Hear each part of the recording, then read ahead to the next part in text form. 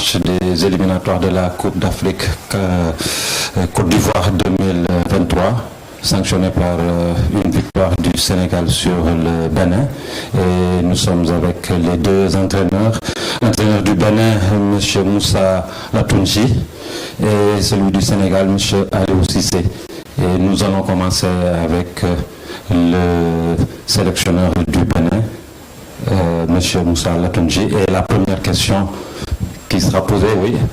Alors, donc, je pose la première question. Juste mes encouragements, coach. Juste savoir ce qui n'a pas marché aujourd'hui.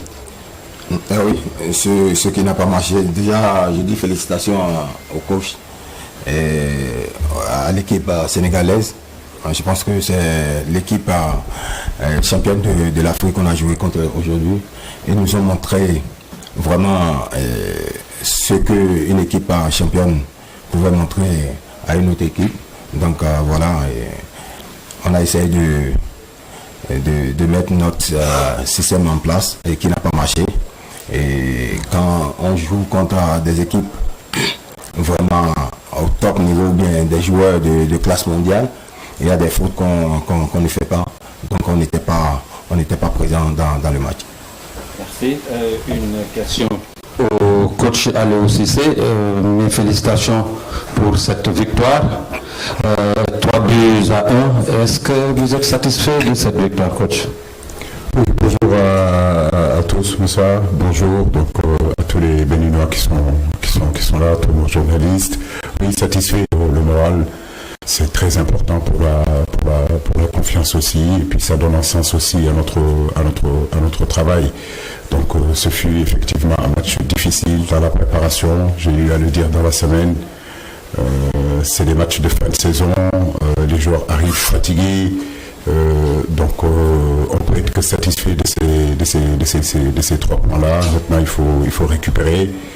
Je crois que le contenu n'a pas été mauvais. On aurait pu être beaucoup plus efficace devant le but, chose qu'on n'a pas fait. Après, comme je dis, on va retenir surtout la victoire. Merci. Maintenant, vous pouvez poser vos questions soit au coach Latunji ou bien au coach Cissé. Bakary Cissé.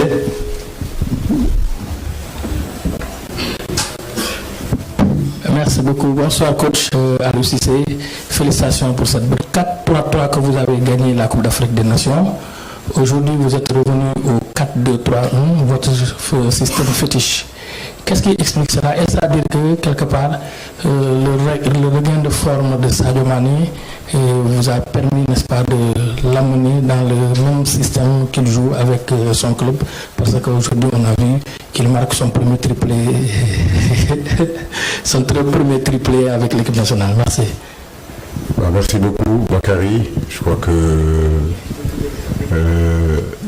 la rénovation Sadio Mané devant, c'est pas Liverpool, c'est nous. Alors je pense que ça, vous pouvez nous l'attribuer. Comme Idrissa Gana Gueye dans un 4-3-3, en dehors de Sentinelle, jouer un peu plus relayeur.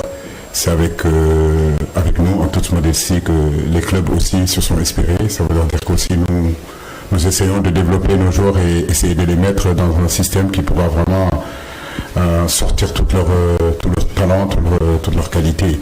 Il y a quelques années de cela, le débat était là, posé sur le positionnement de Sadio Mané. Aujourd'hui, je crois que le temps et l'avenir nous a montré que c'était pas du tout un débat parce que c'est un grand joueur capable de jouer excentré gauche, capable de jouer excentré droit, capable de jouer attaquant, capable de jouer sur tout le front de l'attaque. Donc pour nous, c'était important dans ce système-là, 4-2-3-1, 4-4-2, de l'enlever des côtés et de le mettre beaucoup plus proche, des zones décisives, là où il est capable d'éliminer, il est capable de faire des passes. Très heureux pour lui, très heureux de son implication, de son professionnalisme, de son patriotisme. Féliciter vraiment tout l'ensemble de l'équipe, des 26 joueurs que j'ai ici, vraiment qui travaillent très bien. Le 4-3-3, vous avez raison, excusez-moi, c'est vrai qu'à la Coupe du Monde, on était un 4-3-3, mais si vous regardez bien, avant d'aller à la Coupe d'Afrique, ce système-là, 4-4-2, on l'a joué plusieurs fois dans les éliminatoires de la Coupe du Monde et dans les éliminatoires de la CAN 2021 au Cameroun. Donc c'est deux systèmes que le Sénégal est capable de jouer. par moment, on est capable aussi de commencer un 4-4-2 et d'évoluer un 4-3-3. Donc l'essentiel, c'est que les animations se fassent et que les joueurs comprennent un petit peu ce qu'on attend d'eux quand on évolue d'un 4-4-2 à un 4-3-3. Oui, j'ai deux questions pour M. Moussa. La première question, à vous entendre, vous suivez bien? Pardon? Non. En effet, Boubacar Takou, quotidien indépendant de Béninois libéré, Cotonou.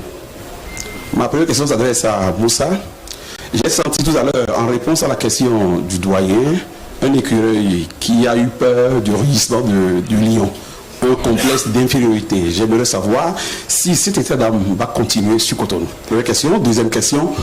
Il m'a semblé que votre consigne, ou peut-être pas votre consigne, a été que les écureuils s'amusent un peu dans leur défense. Est-ce que c'est vous qui avez donné cette consigne, ou bien les enfants n'ont pas été assez disciplinés pour suivre la règle du jeu face à un lion? Ma question, je peux la poser à M. Cissé déjà, non?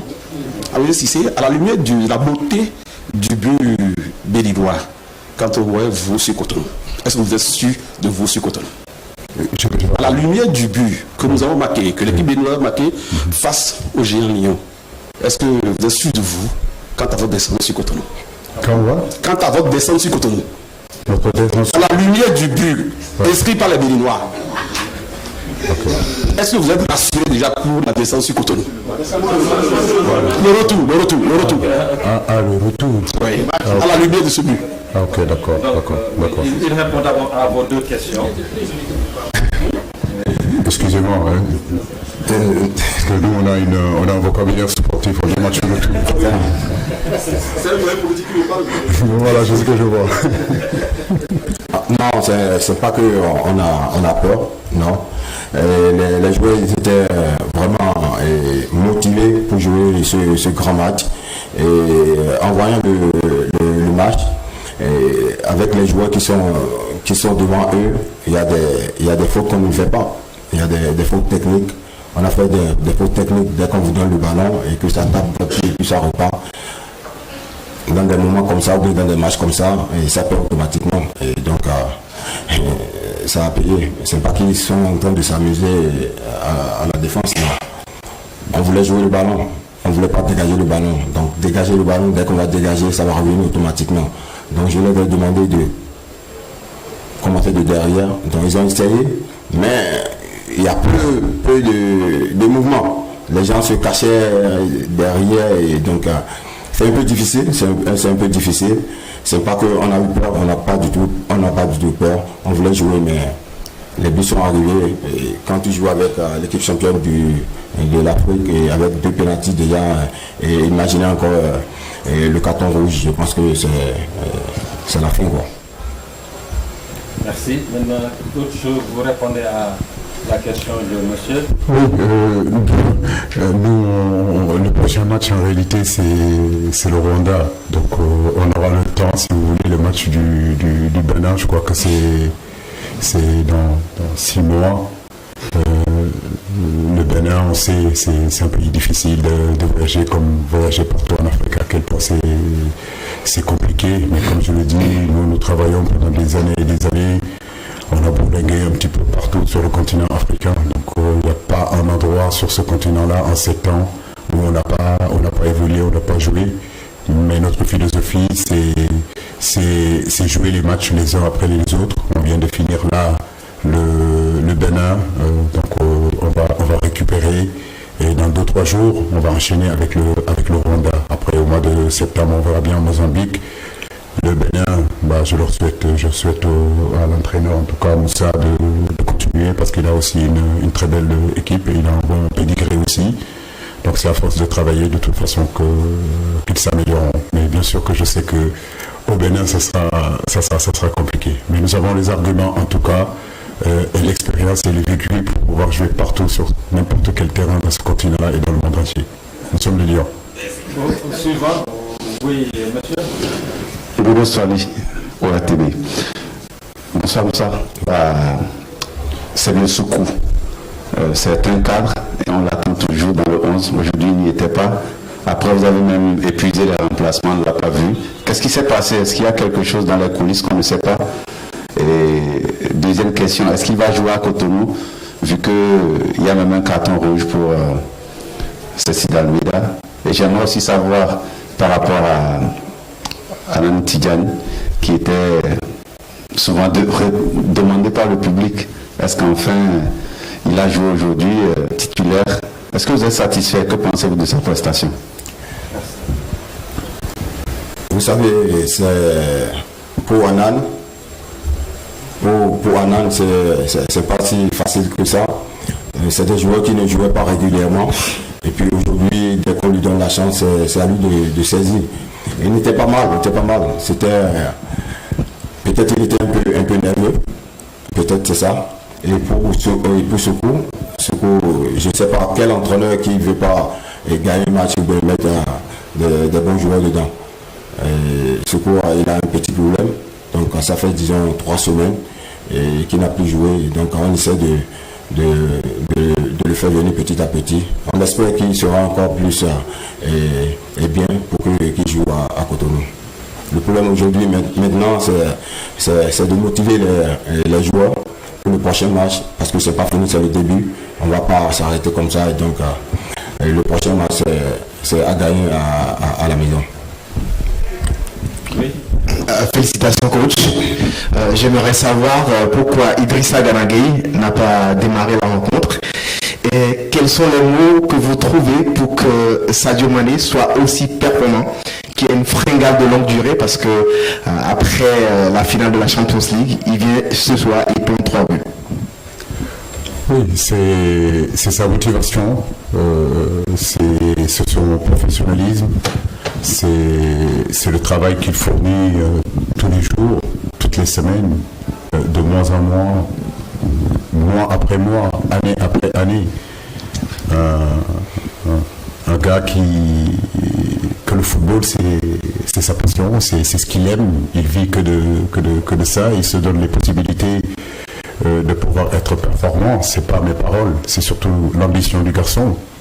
Donc un exemple pour toute la jeunesse qui veut jouer au football, de comprendre que le haut niveau, ça demande des sacrifices. Le haut niveau, quand on y est, c'est le football, c'est le terrain, c'est la maison, c'est manger, c'est dormir. C'est comme ça pendant 20 ans. Et aujourd'hui, Sadio le montre qu'en ayant des qualités, c'est vrai, c'est bien, mais en travaillant encore plus, on devient un joueur tout simplement exceptionnel. Donc pour tous les garçons aujourd'hui qui viennent dans notre équipe nationale, quand vous voyez un Sadio Mané donner le tempo contre le Cap-Vert, mettre sa tête là où peut-être que 9 joueurs sur 10 ne le mettraient pas. Alors c'est à ce niveau-là qu'on est dans cette équipe nationale-là. Donc Sadio peut à un moment donné influer, si vous voulez, sur tous les joueurs qui sont autour de lui pour justement qu'on puisse tirer, nous tous, notre niveau de jeu. Et c'est très bien que le Sénégal ait un garçon comme ça, non seulement footballistiquement très fort, de ce qui se fait le mieux dans le monde. Au niveau de l'état d'esprit, c'est quelqu'un d'exceptionnel, il met toujours en avant l'équipe. Et puis c'est un véritable patriote. Voilà, jouer la Champions League, revenir.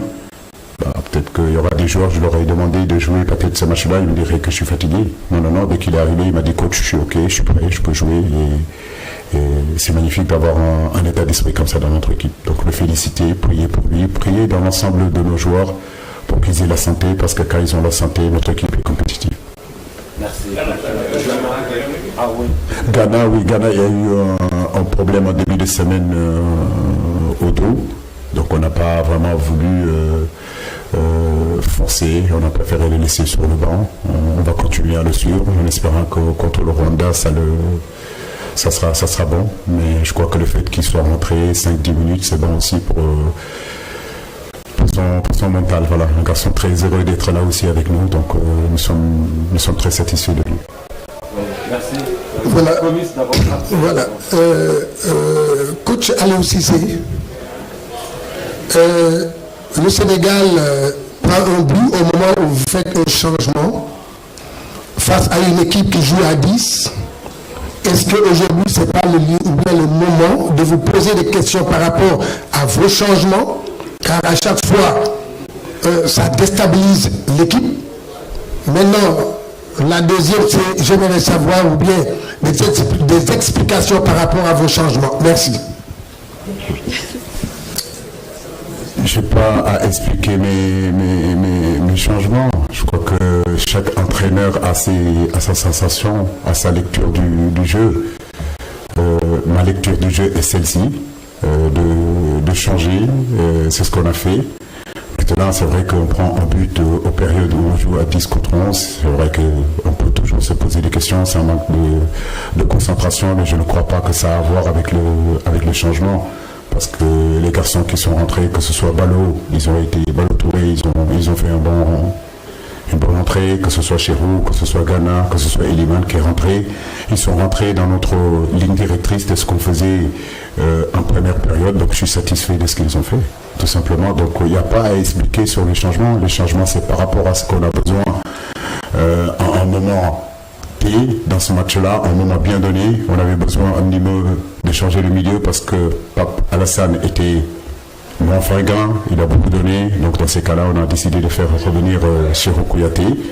Et puis Salih aussi donner un petit peu plus de temps de jeu à Balo Touré, sortir Boulaïdia et amener Eliman Ndiaye. Je crois que c'est une cohérence aussi. Donc je ne vois pas du tout où il y a un problème au niveau des changements. Ça, c'est mon avis. Hein. Maintenant, après, comme je dis, peut-être que vous avez une autre lecture du jeu. Bon, je suis toujours prenant. Pas satisfait par rapport à la première question. Pas satisfait. Ça, c'est pas grave. Je ne cherche pas à te convaincre, hein, Lovis. Sincèrement, je ne cherche pas à te convaincre. On va pas repartir.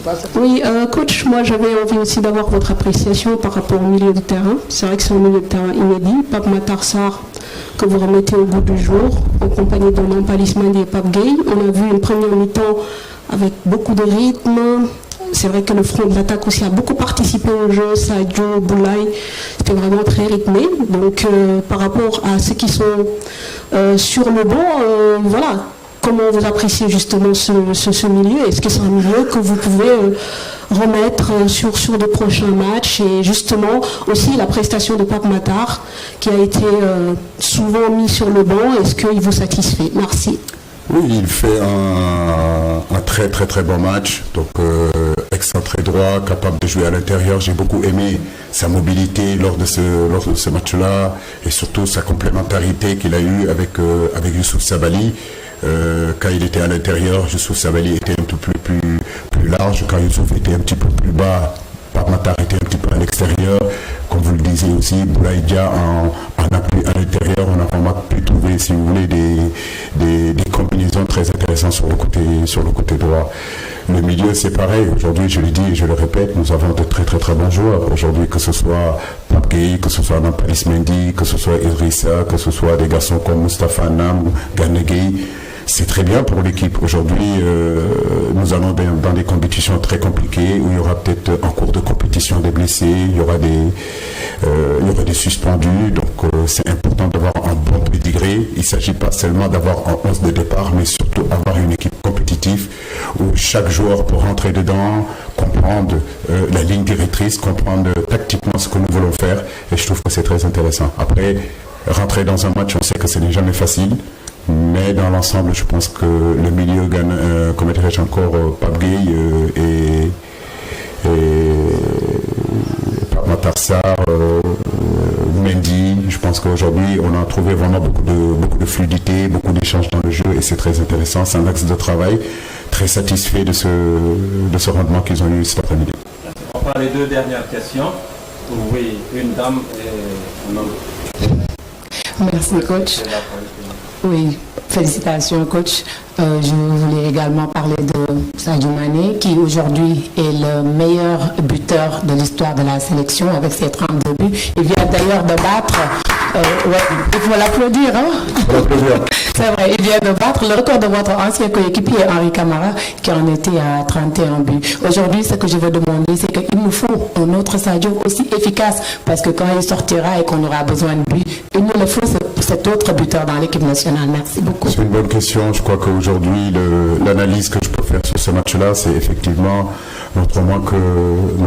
malgré qu'on marque quand même 3 buts, c'est surtout notre manque d'efficacité. On s'est créé quand même pas mal d'occasions, pas mal d'opportunités, mais on n'a pas su concrétiser nos actions. Je crois que le match contre l'Égypte, c'était pareil aussi. On s'est créé énormément de situations, mais on n'a pas cet esprit-là de tuer les matchs et de finir nos actions. Et il est important de finir nos actions. Quand je vois nos matchs, on construit bien le jeu, il y a beaucoup de fluidité, on arrive à venir dans les 30 dernières mètres adverses, dans les 25 dernières mètres adverses, mais après un moment donné, c'est vrai qu'il faut lever la tête, faire ces passes-là pour que son coéquipier marque. Nous allons continuer à bosser dessus parce que voilà, c'est très bien ce que nous faisons dans la construction, dans la circulation, dans la possession, dans l'agressivité. Mais en réalité, le football, si vous voulez gagner, il faut marquer.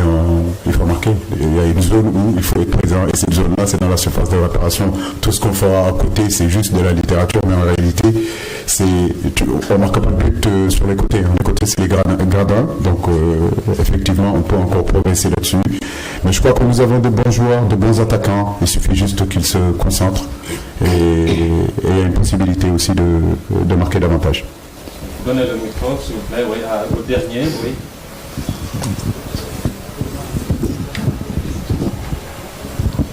Bonsoir coach, c'est Mamadou Kane de CST Info. Ma question est la suivante, à coach Cissé. Félicitations déjà pour cette victoire. Quel est votre avis sur les premiers pas d'Iliman Ndiaye? Satisfait, content. Voilà, je crois qu'il était très heureux d'être ici. Il avait les yeux très très gros depuis le début de la semaine. Il se demandait un petit peu où il était, mais c'est bien. C'est un garçon aussi qui a de la qualité. Le fait aujourd'hui d'avoir du temps de jeu, ça lui fera un bon au cœur. Donc un garçon qui a de la qualité aussi, capable de jouer attaquant, capable de jouer sous l'attaquant. Avec une bonne mentalité, donc oui, on va continuer à le suivre, mais on est plutôt satisfait de ce qu'il a fait. Oui, on l'encourage aussi. Merci beaucoup, coach. Merci beaucoup. Merci.